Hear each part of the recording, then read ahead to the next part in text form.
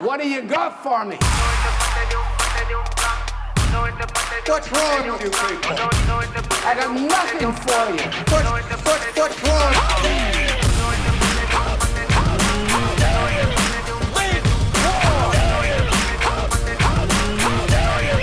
You're not David. How y'all feel this morning? Make war. I feel rotten. That's how I feel. Well, that was enough for me. We could have had the benediction right there. That was so good. What's going on, everyone, and welcome to The Reformatory, the podcast for the local church and by the local church, and we are your local churchmen. My name is Josh, and as always, my right-hand man via digital media, the captain, Jack Barry. Yes. Jack, my friend, it is good to see you. Happy, as we record this, happy St. Patrick's Day. Oh, Top yes. of the morning to you. Oh, yes. Yes. Gosh. Yeah, we could do the entire episode in Irish accents. Tell me about your local church woes, little lad. Tell me all about them. I want to hear about them. That's not the Trinity, Patrick. That's blasphemy. That's heresy, Patrick. Oh, Patrick. Welcome to the Reformatory. I feel like that's how I should have started it. Oh, wow. Oh, That's man. okay. Yeah. If this was releasing on St. Patrick's Day, it would have made more sense. Yeah. But it's going Very to be true. days later. Anyway, Yeah. let's spare the listeners any more of that. But Jack, my friend, it's good to see you as always. How are you? Good. Yeah, doing Good. well. Excellent. It's nice and somewhat sunny, but also windy here in Western Washington. At least in Tacoma it is. So Yep. I don't know if it's like that up there in the Cedro Woolley area. but- It is. It went from last night torrential downpour to hail to sunny, and that's just how it is in the PNW. Welcome, people. It did that here in Tacoma later last week. It hailed a couple different times. Yeah. It was so weird. Yeah. Yeah. Yeah. Anyway, interesting Well, stuff. We've done Irish accents. We've talked about the weather, like Talked about the weather. like old men. Time for our local church check-in. Lord's Day for me was great. It was long. We had our final new members class this last Lord's Day, which was good. Just went over basically what membership looks like in our particular church, right? So it's kind of answered questions there revolving around those, and next up are pastoral interviews, right? We'll have people will schedule those with myself and one of the other elders, and we'll get together with them and hear their testimonies and their confirmation of baptism, and as good Reformed Baptists as we are, and move forward with if all that checks out and the desire is there and there's no other issues to work through, move forward with voting them into membership. So it's gonna be exciting. It's been a really awesome couple weeks, but just slammed. Like I was dragging today. I was driving. I was on a delivery or something like that. I forget what I was doing, but I was talking to my wife over the phone, and I'm like, man, I don't understand why I'm so tired today. It's not really like I did anything over the weekend. And she's like, are you kidding? I'm like, no. Like, what did I? She's like, you had a meeting Saturday night that went until like 10. Oh my gosh. She said you had a full Sunday morning to which you had liturgy responsibilities that you were up early on Sunday prepping for, and then you had members meeting right after the Lord's Day service that went for 2.5 hours. So she's like, whew. If that's a nothing weekend, then we need to reevaluate. I'm like, no, that's fair. It was actually pretty busy. So, but I'm taking my wife away for a little trip next weekend for our anniversary. Looking forward to that. Getting away for a couple days, and that's going to be good. But Jack, over to you. How are you doing, my friend? How was your Lord's Day? Yeah, it was pretty good. We got some not so great news. I told Josh about this. We'll talk about it on the Podluck a little bit more. Yeah. Just kind of working through that. And then let's see what I do. I served on security. Nice. So usually I serve once a month as the security team lead, and then serve communion. What else do we do? And then, okay, so we have it's staggered. We have like every other week in the evening on Sundays, on Lord's Day Sundays evenings, we do Bible study. So it's like a potluck or bring your own dinner, and then we're going through Genesis. Oh, cool. Yeah. And so we went through this huge chunk of scripture. We were like focused in like really turtle speed, and then like we just zoomed through like Dude, turtle speed through Genesis is wild. Like that's, I mean, it's good, but that you're going to be in that book a while, my friend. Well, we just zoomed through chapters 3 through 11 on Sunday. So 3 through 11. Yeah. Holy smokes. Yeah, we were going over a lot. So wow. Okay.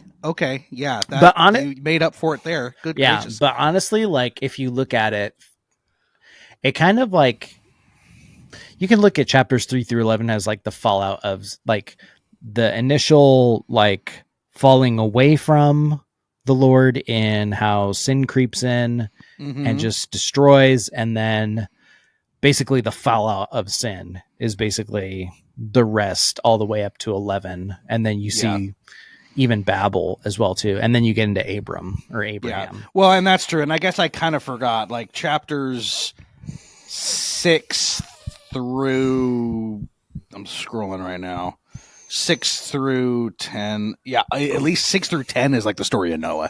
So that makes sense. Yeah. And then you hit the Tower of Babel. So, okay. Yeah. I heard 6 or 3 through 11. I'm like, goodness. But yeah, it really is just, it's all about Noah. So, I mean, that and just the fallout from, Adam and Eve, right. Sinning against God. What does that look like? What is, we were actually looking at a lot of stuff. Like, how is God's posture towards humans in those first chapters? Right.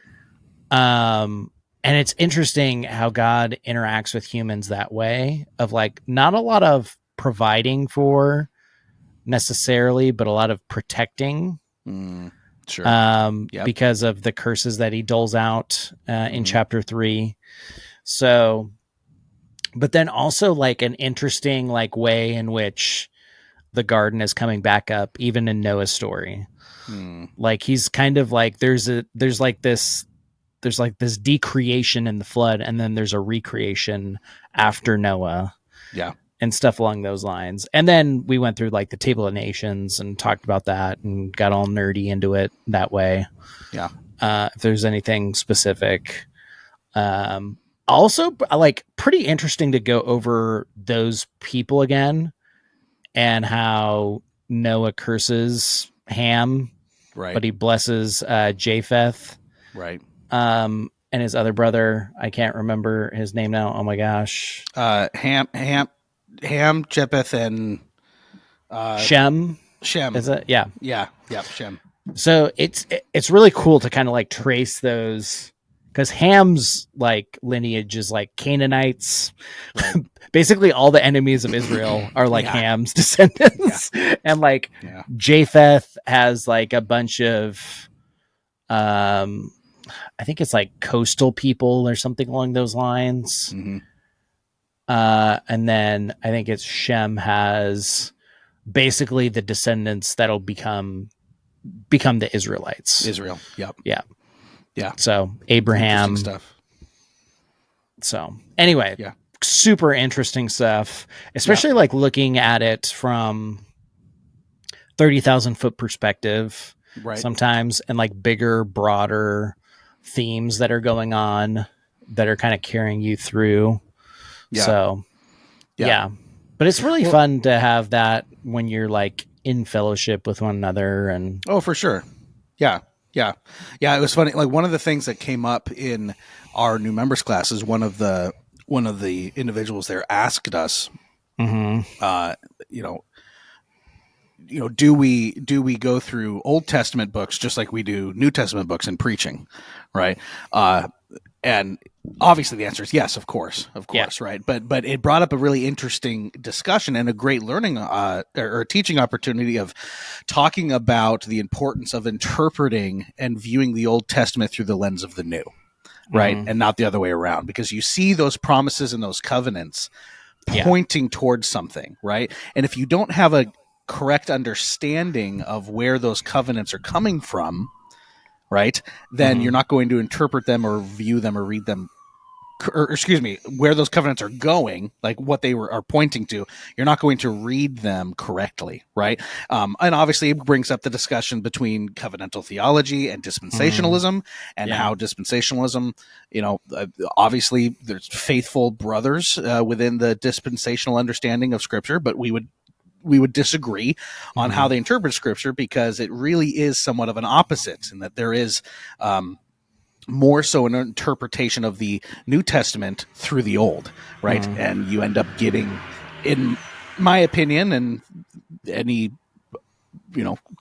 Reformed person, and I'm talking the historical definition of Reformed, would agree that that's an issue, right? Because we view the covenants through the lens of the New, because they are all pointing, or they're pointing to Christ, right? And they're pointing to those things. So it was a really interesting discussion, and just reminded me of just how,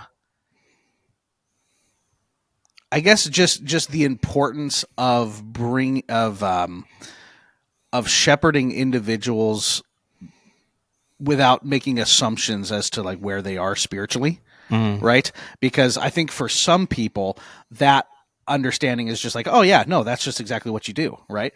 But that's new for some people, and that's awesome, right? Like something that I love seeing is the wheels turning and the lights going on. I was like, oh, that's why we do it this way, right? Whether it be talking about the covenants, whether it be about baptism, like why, us Reformed Baptists have a very, what some would consider narrow understanding and practice of valid baptism, right? It's not that we call, our Presbyterian brothers, we're not calling them in sin for doing what they're doing, although some would. And there definitely are some Reformed Presbyterians that would call us Baptists in sin for our understanding. And I'm not willing to take it that far. But there is a difference, right? And it's important to, I think, something that I've really, and I don't know about you, but something that I've really been, I think the Lord's been really pointing out in my mind and in my heart through different circumstances, is that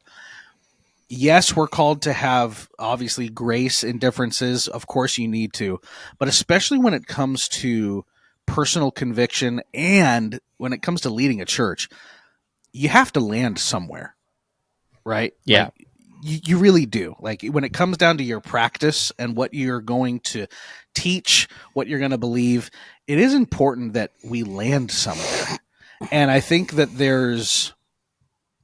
and I found in my own heart almost a aversion to wanting to land somewhere definitive on secondary issues, right? Because obviously we need to know where we're at on the primaries. Of course, nobody's arguing that. But I think some people take an approach towards secondary issues, and I want to hear your thoughts on this. Yeah, that it's just kind of because it's secondary, because it's something that we can agree to disagree on, because it's not a salvific issue. I really don't need to have a firm opinion on it, and I can just kind of not really care about it, if that makes sense, right? And I think what I've found for me personally is that there are some things that the Lord's kind of revealed to me through the last couple of years that I, whether intentionally or unintentionally, kind of did that with, where it's not like I didn't have an opinion or I wouldn't have like conviction on it, but I just kind of like, it's really not that big of a deal. And I think there's a difference, Jack, between, and this is kind of what I want to hear your thoughts on. I think there's a difference between being gracious in differences versus apathetic toward those particular doctrines. Does that make sense? I think like we should be one and not the other. Yeah, no, that makes sense. Yeah, I think that, I think that's pretty much a good summation of, I guess, what I kind of look to. I look to secondary issues as secondary issues. I think it's hard sometimes when people take the secondary or the tertiary issues and make them gospel issues.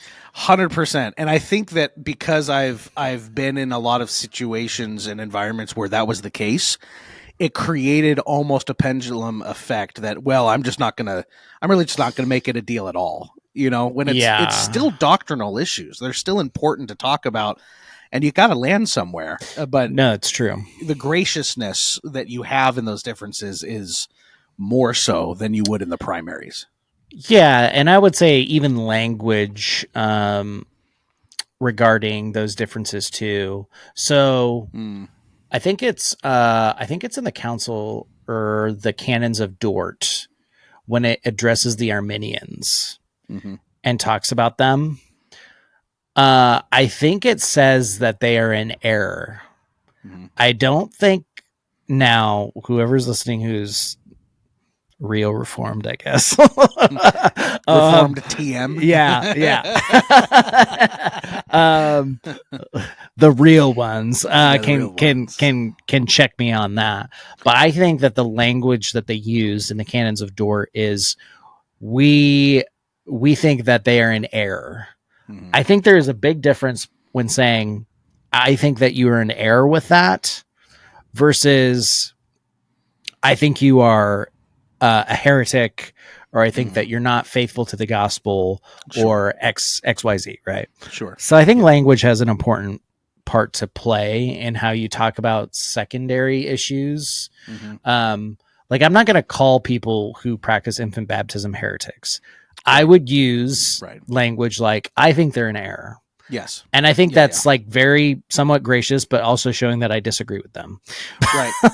And that's okay. Right. Yeah. Like I think again, this is why the 1689 was written, was to show, one, our love and our unity with our Presbyterian brothers and the things that we agree with, but also that we're particular in our distinctions. Sure. Right. And I think it's a lost art being able to do both.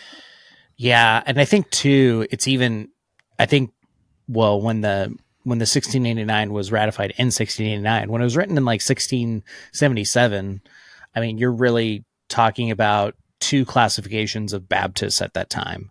You're talking about like the general Baptists and then what we would call ourselves particular Baptists, right?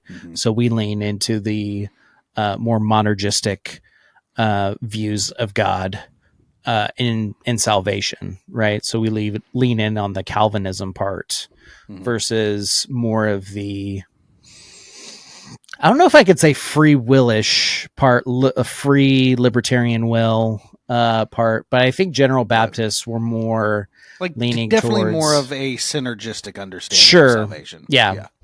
So I think part of it is that, but then also too, it's like you do need to distinguish yourself in how you look at things, because that's in the 1689. The first Baptist confession, actually, it's very broad a little bit, I guess you could say. It's not so much definitive as the second London.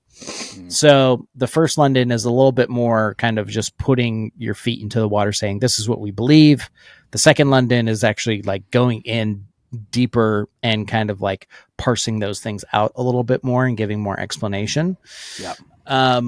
Without necessarily going like too deep into like other stuff. Like I think a lot of people too like want to classify, well, how do I look at this from this angle or this angle in a certain aspect of the faith, and sometimes it's a little bit silent on that.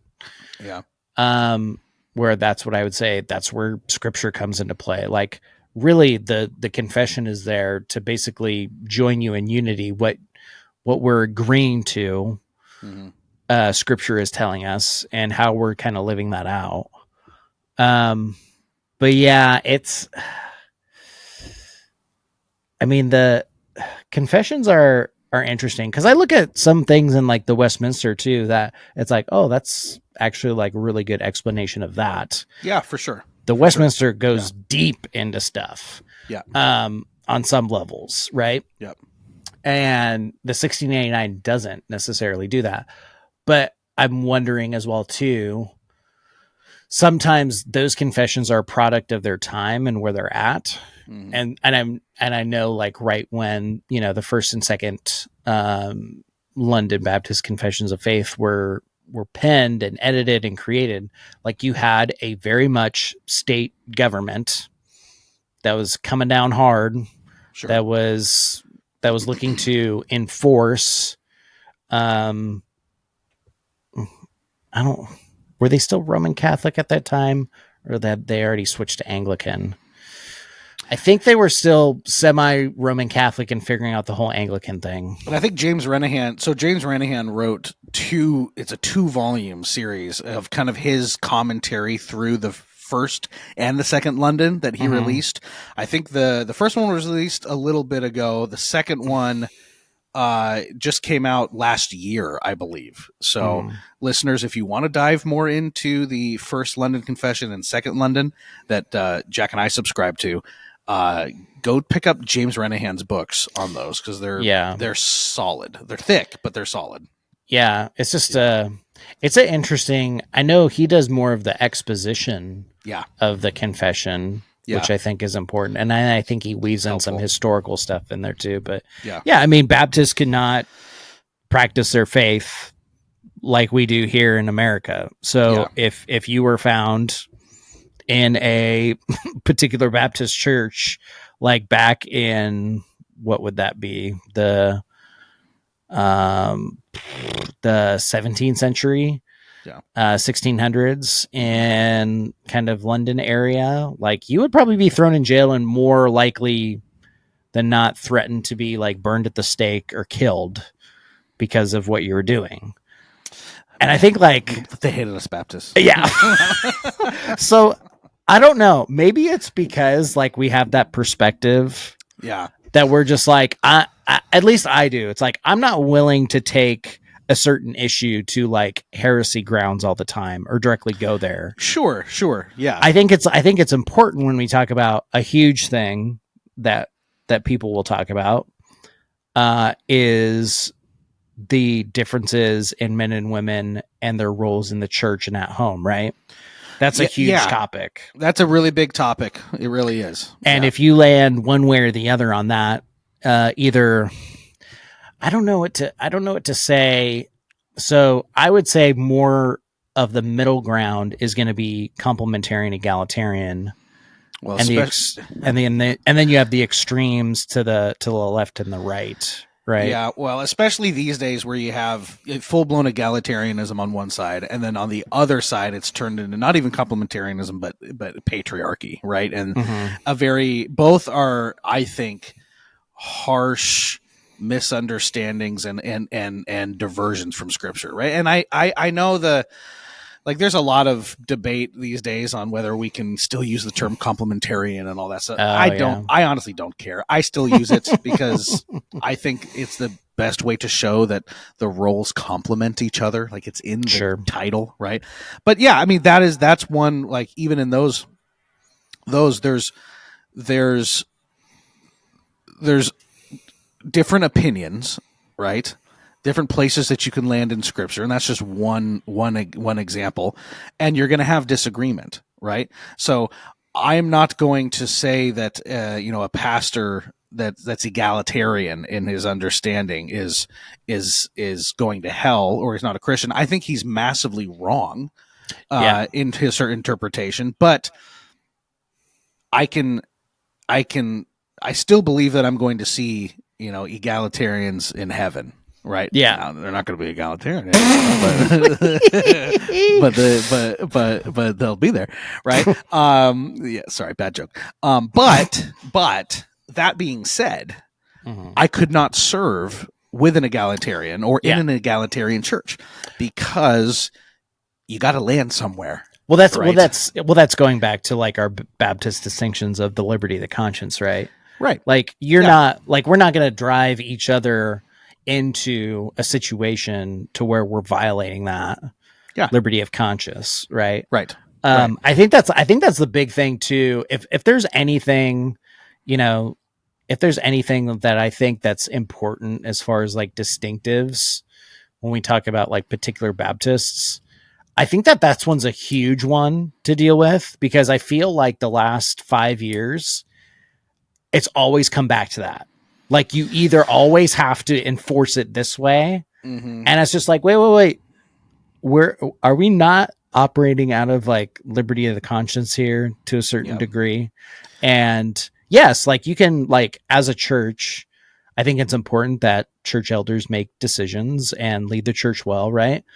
But also there's a certain extent where you can maybe I don't know if pastors, and you could talk about this, pastors force the hand a little bit more often than other times with certain issues. But I really haven't seen that a whole lot. Well, I haven't seen that in my local church because there's a common ground that is being stated, Mm-hmm. but then there's also being left to a grace as well too. Well, yeah, So- yeah, and I think you know my mind automatically goes to my own local church, right? So how we do things in our local church is that you know we obviously as a church, as a congregation, we and as elders we submit to the 1689. That's our confession of faith, right? It's what we submit to. Now. We obviously hold that as very high and very important, right? Obviously, not to the level of Scripture, but it's our it's the thing that we have agreed to hold together, right? Mm-hmm. We don't require subscription to the 1689 to be a member of our church. Yeah. It's not something that we require. I know some Reformed Baptist churches might. That's not something that we. That's not something that we see as valuable, all right? But we do require submission to it. Yeah. And what we mean by that is we do expect that even if you don't disagree, even if you don't agree with the 1689, that you don't speak against it and you don't thwart the elders' leading with it and through it, right? Yeah. Now, again, those roads tighten up the higher up the rails you go, right? Yeah. So for the elders, we do require subscription, Oh yeah. right? Because you need unity in what you're teaching, Well, yeah. right? That makes So sense. in that, like, I think you see the grace that's given, but also the understanding that, especially when it comes to the position of a church, the leadership of the church, you have to land somewhere. And it's okay. That's not a bad thing. Now, are there Baptist churches out there that that don't subscribe to 1689 that are doing great work? Absolutely.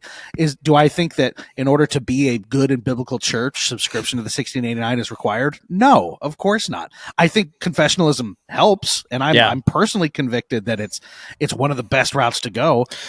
But there's plenty of churches that are out there that aren't confessional in their understanding, but that are doing fantastic work for the gospel, right? And that I would have no issue attending there, being a member there, or sending members there if they were to move, right? But it's this understanding, Jack, that I've just really come to that yes, there are secondary issues, and yes, we have grace in those, but as a church, especially when it comes to leading people, you do have to be willing to say, like, no, this is the position that we take, right? Is it different than other Baptist churches? Yeah. Does it mean that it's necessarily better or worse? No, it's not. But it's the position that we hold. Yeah. And it's the position that we teach. And it's the position that we practice, right? And that can be on any number of secondary issues, right? And that's not a bad thing. And I think that for a long time there was just this hesitancy in my mind to do that because of how badly I've seen that go in the past and how dogmatic that I've seen those, right? And again, that's where I've really come to this distinction in my head, and I think the Lord's just been working on me over the past couple of years, is there's a difference between being disagreeable and dogmatic where you shouldn't be versus a humble, gracious understanding that this is what we believe and this is what we practice. Yeah. Right? Doesn't mean that we say it's the only way to do it or the only biblical way to do it, but this is what we've agreed to as a church, and this is what we've agreed to as elders to teach. And sometimes that's different than my personal conviction. And that's okay, right? Yeah. Like we have positions in our church that we practice that differ a little bit from how I would personally do it. And that's not necessarily a bad thing. Yeah. Right. I think there can be great unity in that. That's like, yeah, I mean, if you're going to ask my personal opinion, I'm not going to be as, you know, as I don't even want to say the word dogmatic, but as a word other than dogmatic, as pointed, I guess, right? Like as pointed right. in my application as our church. Right. Yeah. But it's important that our church is, because we need to land somewhere. And we need to know, okay, like, what are we going to unify around to teach and to practice, right? So yeah, it's just something that's been rattling around in my head, and just the importance of seeing the distinction between not being dogmatic, but also it's okay to have a position, you know, on the non-essential things. So no, it's so true. Well, we've been going through that too, as well, in my Pastors and Leaders Institute group. We've been talking about, you know, where would you say are your kind of distinctions that you hold to, right? And then also too, like where would you be open to calling out certain things in error, right? But yeah, I think that, you know, majoring on the majors, that's the important thing. Yeah. And I think so often we take secondary and tertiary issues and try to make them into gospel issues. I think that's where the blurring happens. Yeah. And we're seeing it constantly with, you know, secondary, tertiary issues becoming gospel issues, and then also just that long gospel line being blurred distinctionally wise. That's what I'm seeing mostly. Yeah. Are like the two main things that lead into a lot of other, you know, causes. I think the root of it is the blurring, and where are we putting emphasis on, or where are we putting certain things into gospel issues and whatnot. Yeah. And then where are we just saying we believe they're in error? Sure. That's it. Yeah. Yeah. No, absolutely. and not making a statement about it or signing onto a declaration, for crying out loud, about it and whatnot. But being willing to sit in the disagreement graciously. Yeah. Right. I think that's a lost art, is learning how to do that. Right. And how to have those discussions and press into the disagreement for the edification of both parties without writing the other person off as a heretic, which is not something that is very well done these days, right? No. So, but yeah, that's what we should do, and that's not a bad thing, right? Even Paul and Barnabas, when they parted, it wasn't because they didn't call each other heretics when they parted. They obviously had disagreements, but they parted for the sake of the gospel. That's what Scripture says, right? They obviously weren't able to work together anymore due to some sort of, you know, we don't know what it was, right? We can make assumptions, but there was a difference that was a difference enough that Paul and Barnabas they weren't able to do it, right? Yeah. So they split, but it was for the sake of the gospel, and neither one called the other one a heretic, right? So I think that's a good example, and I think that's something that we should strive for in our differences, for sure. So, yeah. All right, Jack. Well, good discussion, man. Absolutely. Good stuff. We got to land somewhere. It's good to land somewhere in the secondaries, and it's good to land this podcast plane. So, Jack, why don't you start our descent and bring us home, my friend? I'll hit the landing gear and Yes. Bring us home. We are 30 seconds out from our final destination. Happy St. Patrick's Day. Welcome to Ireland. Yeah. Please drink responsibly. Drink responsibly. If there was anything that I could tell people. If at all, yeah.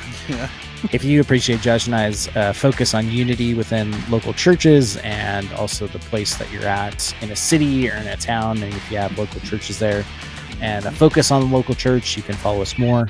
Ask us questions on the sociables. Direct message us, episode ideas, anything that you want us to shoot around, chat about.